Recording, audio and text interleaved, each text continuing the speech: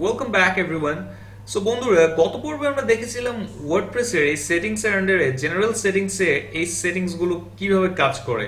Just ওগুলো নিয়ে normal একটা আইডিয়া নিয়েছিলাম। সো আজকে আমরা দেখব এই সেটিংস এর আন্ডারে যে রাইটিং অপশনটা রয়েছে, রাইটিংস এর যে সেটিংস গুলো রয়েছে সেটা কিভাবে কাজ করে। আমি তার জন্য এখানে ক্লিক করছি রাইটিংসে, এন্ড দেন আপনারা এখানে দেখতে পাচ্ছেন যে বেশ অনেকগুলো সেটিংস রয়েছে, যেমন default post category, default post format, এরপর এই পোস্ট ভায়া ইমেইল, এই সেকশনটার আন্ডারে বেশ কয়েকটা রয়েছে। যদিও এগুলো খুব একটা ইম্পর্টেন্ট না, আমাদের মেইনলি যে বিষয়গুলো ইম্পর্টেন্ট এই রাইটিং এর আন্ডারে সেটা হচ্ছে ডিফল্ট পোস্ট ক্যাটাগরি এবং কি ডিফল্ট পোস্ট ফরম্যাট।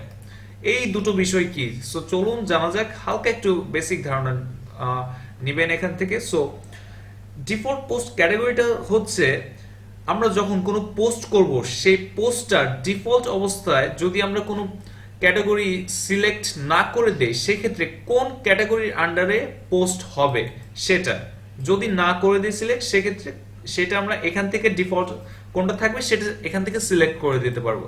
এবং কি ডিফল্ট পোস্ট ফরম্যাট এই বিষয়টা কি, ওয়ার্ডপ্রেসে 10টা পোস্ট ফরম্যাট রয়েছে, সেখান থেকে আপনি যখন কোনো একটা পোস্ট করবেন সেই পোস্ট ফরম্যাটটা কি টাইপের হবে সেটা আপনি এখান থেকে ডিফল্ট অবস্থায় সিলেক্ট করে দিতে পারবেন। এই বিষয়গুলো হয়তো বা এখন বুঝতে পারছেন না, বাট ইন ফিউচার যখন আমরা থিম ডেভেলপমেন্ট দেখব তখন ইনশাল্লাহ এগুলো সবকিছু বুঝতে পারবো।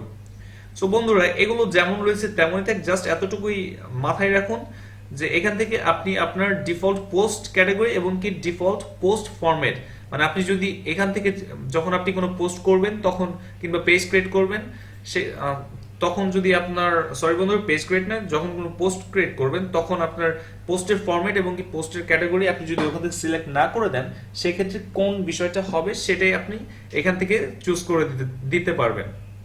সো বন্ধুরা, আজকের মতো এতটুকুই থাকছে। ইনশাল্লাহ দেখা হবে পরবর্তী একটা নতুন ভিডিও নিয়ে। আল্লাহ হাফেজ।